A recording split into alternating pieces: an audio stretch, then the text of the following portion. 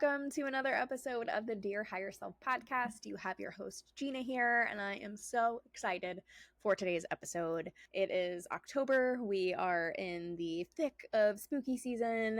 At the time of this recording, it doesn't really feel like spooky season, even though we're in October, because I live in Arizona and we are still in the triple digits. I don't understand what this heat wave is. Global warming is real. What is happening? I'm trying to wear my sweaters and my boots and do all the spooky things, and it still feels like the thick of summer. What gives? But alas, it is still a spooky season, and today's episode is all about modern day spelling and the spells that our words cast. So excited to get into this topic. I was geeking out writing the outline for this episode and cannot wait to get into all the details with you. But before we dive in, you're probably wondering, okay, here's another episode, and I'm hearing, and if you're watching, seeing, just Gina, where the heck is Lauren, and what's going on? So here to give you a little Dear Higher Self update before we get into the episode.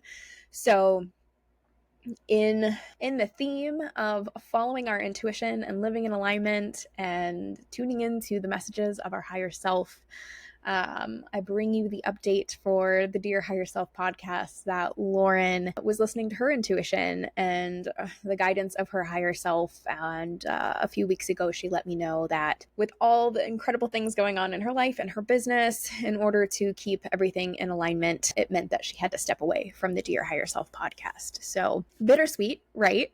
Hard for me at first to hear that truth from her. Wasn't expecting to hear that, and truthfully at first was so sad and disappointed and felt a lot of emotions myself. But we are so in this journey, her and I, of making sure that we're tuning in and listening to our intuition and hearing what it has to say. And I know that wasn't an easy decision for her to make, and it was really scary and emotional for her, and she wouldn't have made it lightly. And so even though I had to sit with some of my emotions, it's bittersweet, because I know if she's following her truth and she needs to step away from this, and that means greater things are going to come for her when she's walking her path in alignment and in her truth. I trust that if that is her intuitive truth, then there's not only a gift for her in there, but a gift for me in there as well, because if we're not supposed to do this podcast together any longer, if that journey has come to an end, then I know that there's a gift in there for me as well. And after I gave myself a couple days to kind of sit with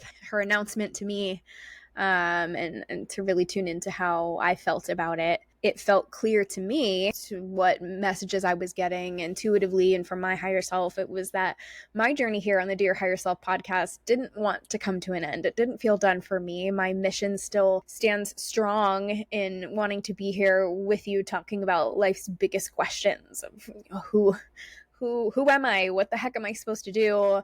What do I do next? Where am I being guided? How does this all work? What is the point of all of this? I still want to get into the thick of it with you. And, after I navigated a few days of sadness and trying to wrap my mind around what this all means and why we're being guided in different directions, I got really re-energized by it. Like I said, it's bittersweet. I loved the idea of Lauren and I doing this together, but I'm re-energized by the idea of what it will look like with me being your sole host and guide here on the Dear Higher Self podcast, and how I can take this podcast into the future and be a part of your journey, and you be a part of mine, and see where I can take this and really grow it. And I've got some podcast guests lined up that are going to be on for future episodes. I'll still be doing solo episodes, and I really just see very exciting things in the future for the Dear Higher Self podcast and the Uncommon Babe brand, and I think it's going to be really good. So I implore you to stick around on the journey and hang out with me as your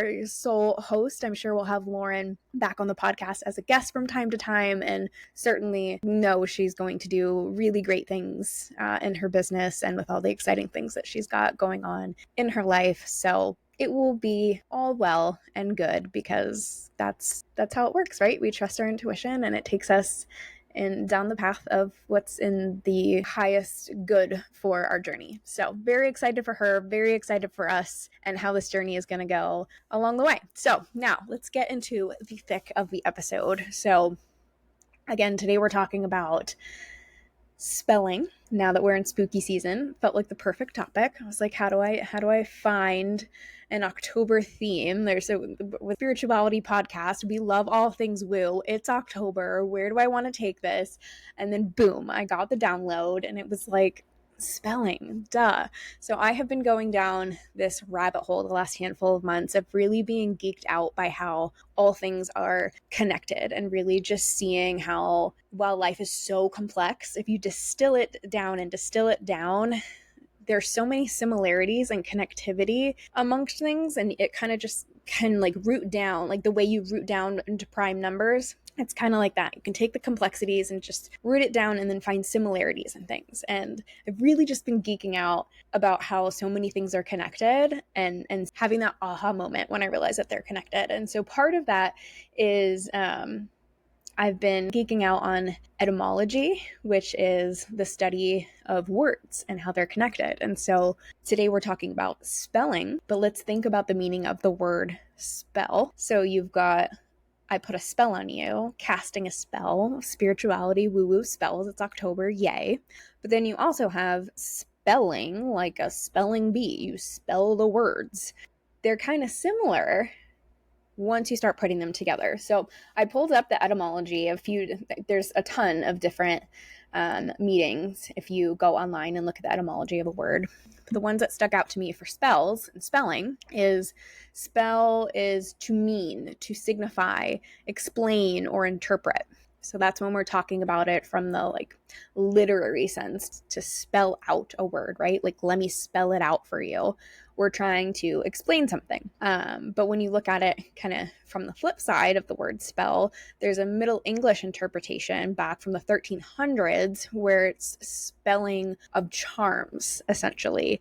It is casting or reciting of spells. And so they're very similar in the sense of you are explaining something, you're signifying something, and you're putting meaning behind it. So they're very similar. As I was going down this rabbit hole, I was also, what else came up was the word abracadabra, right? So when you think of woo-woo and spells and magic, and you say, you do the whole thing, and you abracadabra, and you expect whatever it is that you put the intention and energy behind to reveal itself. Well, when you look up the definition of the word abracadabra, it is an Aramaic word that means I will create as I speak. So we are essentially casting spells as we're speaking. Like, our words are our spells. And I think that is just the coolest connection and aha moment to be like, oh yeah, I never thought about spell and spell, thinking in my head the two different meanings of like how to spell a word, and then like I put a spell on you, how similar those can be. And that's why it's called spelling, because you are casting spells with your words. And so if we're still heading down this analogy, if you're with me here, when you cast spells, when a witch casts her spells, she's got her spell book, right? And that's where she writes everything down.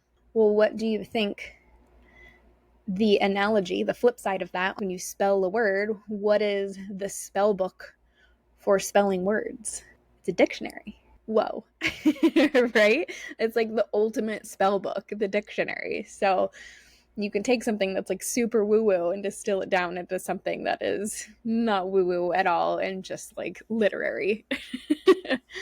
I think it's pretty cool. Fascinated by the topic entirely. But before you start thinking that this is a cute analogy, let's look at how it works on a quantum level, because I love my quantum science and how everything is energy. The energy behind your words is what activates the spell that you are speaking, because everything is energy. Literally everything distills down into energy. And so when you are projecting this energy from your being, whether you're just sitting in silence or talking your spells in your head, right? Your inner monologue, you are just always exuding this energetic frequency. So we all have this energetic frequency that we are putting out there into the collective, into the field. We're all emitting an energetic frequency, and it's either raising or lowering your energetic vibration, your frequency. So when it comes to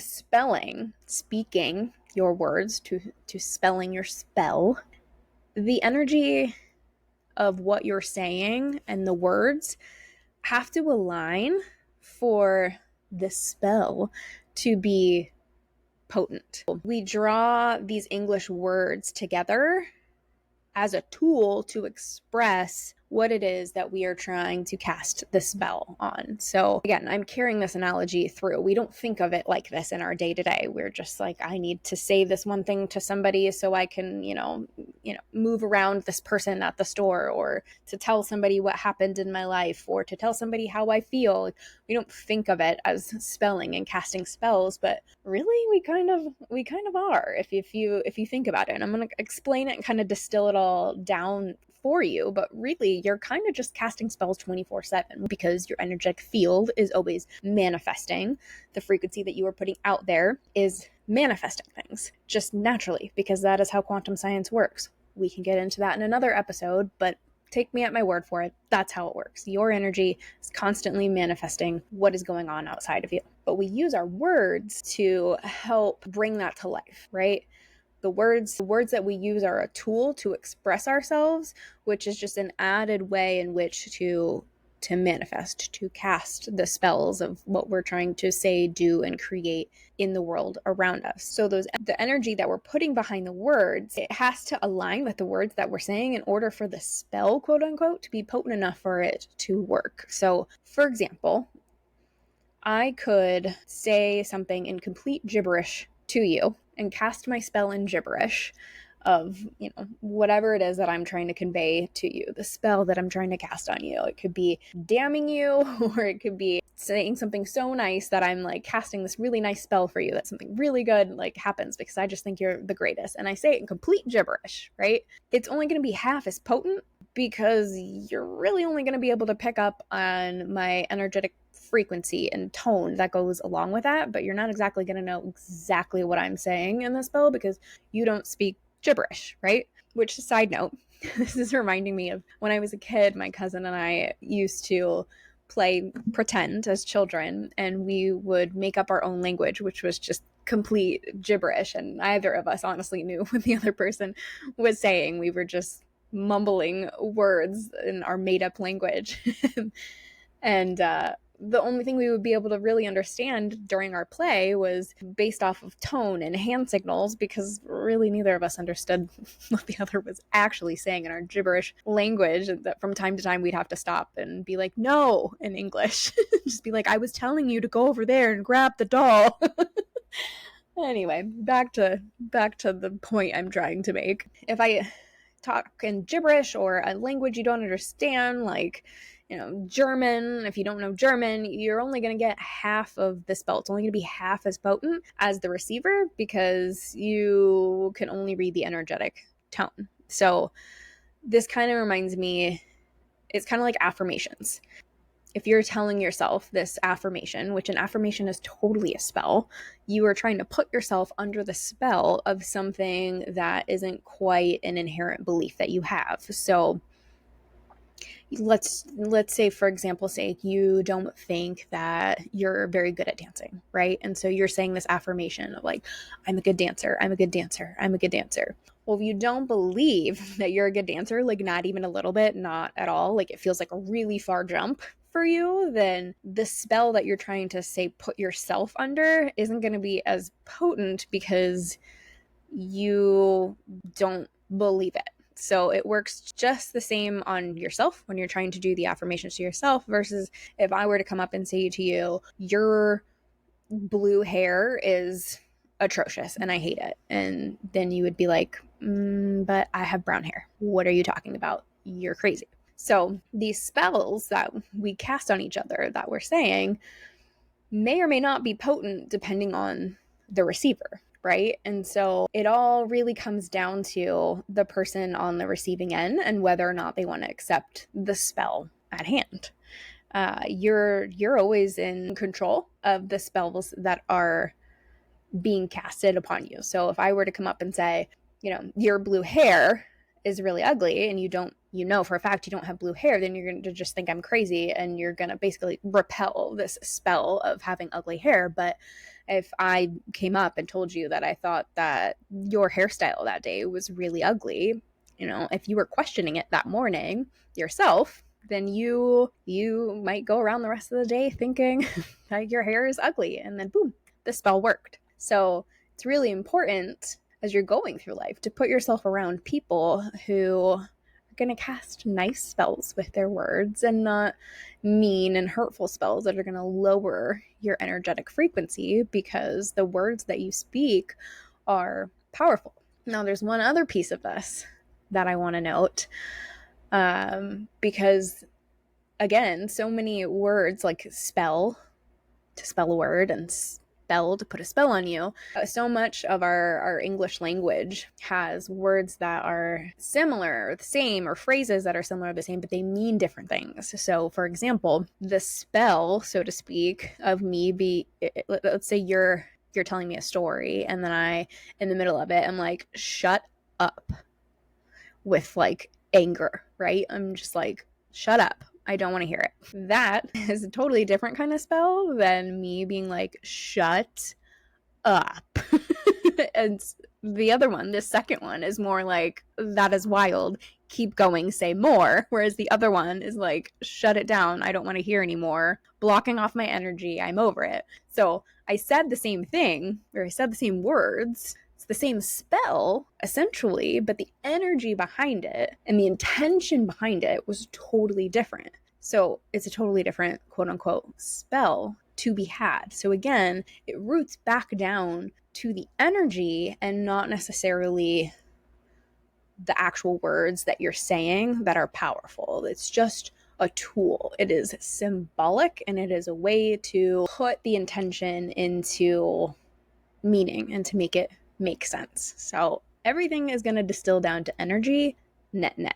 So I will tell you, this is why I don't think curse words are a big deal. I know there's a lot of people out there who get so offended by curse words, but for me, I don't know, it all comes down to the energy of it. Like, I love a good F word, and that is the most diverse word in the English language. It could mean so many different things. You could use it in so many different ways, and it adds color. It's a describing word. It gives so much flavor and punch to what you're talking about. You could use it poorly and in a negative way, or it could add so much positive color to what it is that you're saying. And I really just think that, the way that we use words and our language is a way to express ourselves and to manifest the world around us. It's important to use that tool to its fullest. Why limit yourself from a certain word? It's more the meaning behind it, I think, than it is the word, is the point that I'm trying to make. It's less about a certain string of letters strung together that is the issue, than it is like the energy behind it. Again, it all comes down to energy and what you are conveying, what the intention is behind it. So this brings me to a perfect example that just came to mind. I'm sure you may have heard of this before, but you can look it up on YouTube. There's a ton of this experiment but it's where people take, say, two different plants, or like rice in a jar, I think I've seen as well, and to one plant or to one jar of rice, they will say really nice things to it. And then the other jar, or the other plant, they say really mean things to it. And then over time in this experiment, you see that the one that had the negative words, we'll call them spells, said to the plant or to the rice, it started to mold and decay so much quicker. And I feel like it's less about the words and more about the intention behind it. And now this is actually making me think about sometimes how, I don't have kids, but I could tell you in my example with talking to my dog that sometimes I will talk crap about how my dog is frustrating me, but I'll do it in a really exciting voice, and I'll be like, wow, you're really driving me nuts today, but I really love you, but I can't stand when you do this. I think it's totally, and I'm the words that I'm saying are like not nice, but the energy behind it, the energy that I'm conveying is nice. So I feel like that just like puts a whole like confusion on the spell entirely. But once again, net, it really just all nets down to the energy behind what it is that you're saying, and it's less about the word. The word is a tool. So looking at it from that perspective, and how spells can be done from that side of things. Let's flip it now and look at it from how spells from other people's words, how those work on us, right? So now, before we were talking about kind of how you can cast your own spells, but what about the people around you? So let's say, for example, you're a little kid on the playground and another kid comes up to you and he tells you that you're ugly, and you take it to heart, so much so that you believe him, and now you've accepted this little kid's spell, that now you are under the spell as you grow up in through your adulthood, going your whole life thinking that you're ugly because you accepted the spell of this like mean little boy on the playground, and now it's like stuck with you for years and years and years. This happens, right? This happens with our siblings who say mean things, or our parents who sometimes say mean things almost unintentionally, like, oh, like, why are you always in the way? Like, whatever, like, little things, they like seep in to our mind, and they kind of just get stuck there. And then we go and we live our life under this spell, under this guise of something that somebody put there that isn't necessarily true for us. It's kind of wild if you think about it, but it's like so true. It happens all the time. Like, there's a whole world of psychology based around this. We don't think of it as spell work. We don't see it that way at all, but really it's all connected. It's all really similar, right? That's why our words are spells. I love this topic. It's essentially like the same thing. So we live our lives under these spells that other people have put on us that may or may not really be our ultimate truth.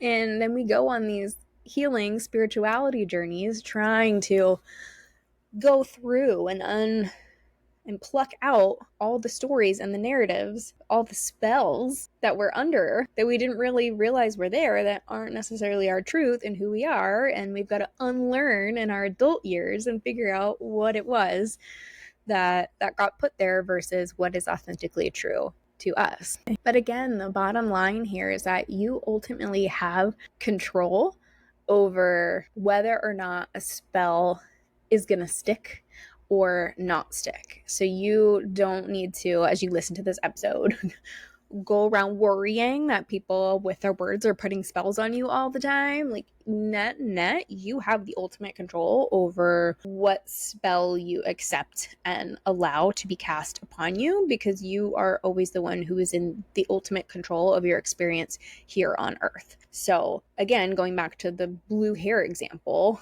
like, if you think that that is the most ridiculous concept, then that spell is never going to stick. But if it's something that you yourself might have been wavering on, then that spell that somebody is speaking to you has a higher likelihood of its casting being successful. So I think for some of us, we're so quick to give our power over to somebody else that the spells are easier to stick and be cast upon us, depending on whether we're in our power or not. And I know for me, a lot of my adolescence and early 20s, I really wasn't fully in my power, and I trusted others more than I trusted myself at the time. And so that made me more susceptible to other people's spells. I let other people's opinions outweigh my own truth. I looked to others before I looked to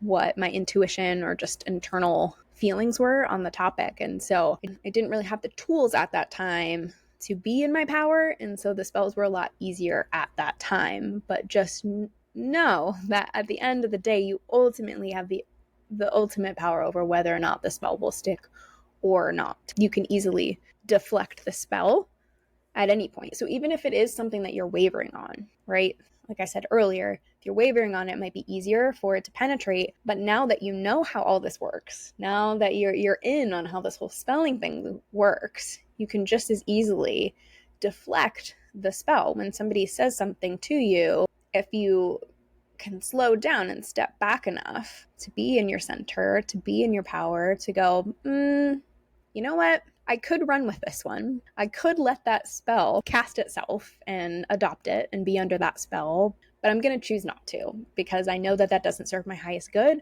and I don't want that to be a spell that I'm under. So no, thank you. Let's let's reject that spell and not let it make its way into my energetic field, and let that be that. So it doesn't, even if you are kind of in a place where being in your power isn't as easy for you all the time, now you know how this works. So they can't get it by you. So you can slow down at least enough. You get the ultimate say to go, actually, and it can even be after the fact, right? You can uncast a spell. Let's say it gets in your head and somebody says something to you and you're ruminating on it for like a few days and it's in your head and you're getting all self-conscious over whatever this comment was. You could easily be like, oh, wait, I remember that podcast episode. I remember what Gina said. This is a spell. I don't want to be under this spell. It doesn't make me feel good. I don't like it. Be gone with you. Like abracadabra, spell gone, and disconnect yourself from whatever that is. It's that easy because, again, you are ultimately the one who is in power and you get a say over it. I feel like as I've kind of gone down different rabbit holes and learned different things about all the spirituality stuff, spirit and witchcraft and curses and things and all those things, that people will kind of worry of like, oh, is there a curse on me? Is this, I'm wondering if I'm cursed. You're giving it that power. There's no curse that could be put on you if you don't allow it to be there. So if you're questioning it and wondering, then you're just giving it the power to stay. So again, I really just want to drive home the point that you have the ultimate power here to accept or deny this truth for yourself, that nobody has any kind of power over you, that you have all the control.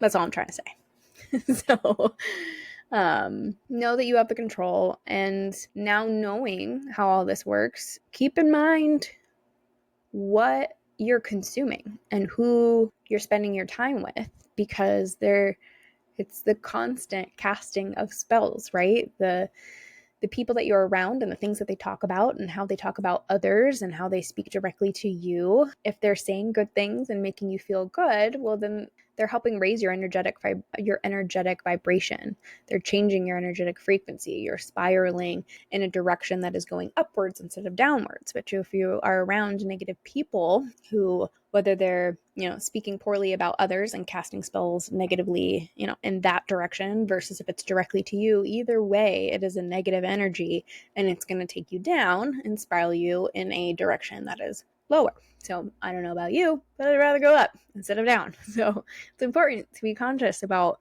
who you're spending your time with, and the same for what you're consuming. Oh my gosh, now that I am older and I look back on the kinds of movies that I was watching and the kind of music we were all listening to, oh my goodness, it's bananas to me what was out there and how we're seeing it come to light, right? With all the stuff with P. Diddy and all these people in Hollywood, or the truth is coming to light, right? The truth's coming to the surface, thank goodness. But oh my goodness, the kind of negative energy that we didn't realize we were consuming as kids, because they just don't teach you this stuff, and this wasn't as popular then or as wide stream. You didn't have this Dear Higher Self podcast and me here explaining how all this works. But oh my goodness. So yeah, making sure that what you're consuming on social media, the music that you're listening to, whatever it is that you're putting yourself around, it's constantly casting spells. Do you like the spells that it's going to put you under? Because spells aren't always bad, right? Like if somebody put a spell on me where I get to win like $1 billion, like I'll take that spell all day long. Please put that spell on me. If any of you would like to cast that spell, please go ahead. Let's actually just take a second. Why don't we all just cast that spell on me? I'll give you a moment. Thank you. I appreciate it. So anyway, it's very important to put yourself around people who are going to cast those positive spells on you and for you, because that's only going to make your reality better. It's only going to make you grow and expand and evolve and ascend higher. We want the good spells, not the bad spells. Spells don't have to be these scary, spooky, old witch in the woods kind of thing. They can be positive spells. I mean, I feel like a prayer and, for other people, wishing, the thoughts and prayers that always go out on social media when something bad happens, like those are spells. Those are positive spells. I know they're kind of surface value, but I'll take those all day. They're nice. Thanks for the for the thoughts and thoughts of love and well wishes and all the things. It's all spells. So make sure you're putting yourself around people who are putting the good spells on you. I can't speak enough for just paying attention to what is going on around you that is helping you raise your vibration. So very cool topic. I'm sure we'll do more episodes on etymology and certain connections. I've even thought about doing a course on it because I've gone down so many different rabbit holes of seeing how things are connected, and I just think it's so neat. And this one just felt so perfect for October and spooky season, and how spells are real and they don't have to be spooky and scary, and the words that we say to ourselves and to others, whether it's in our heads or actually out loud, makes all the difference. You don't have to abracadabra out loud for it to stick. We could be putting ourselves under spells all the time, and it's important to put ourselves under good spells that help us be better and grow. So be kind with yourself, be kind with others, watch the words that are coming out of your mouth, and make sure that the people that are around you are helping cast the good spells around you. So I will leave you with that. Protect your energy, because everything is energy, and use these spells to change your life.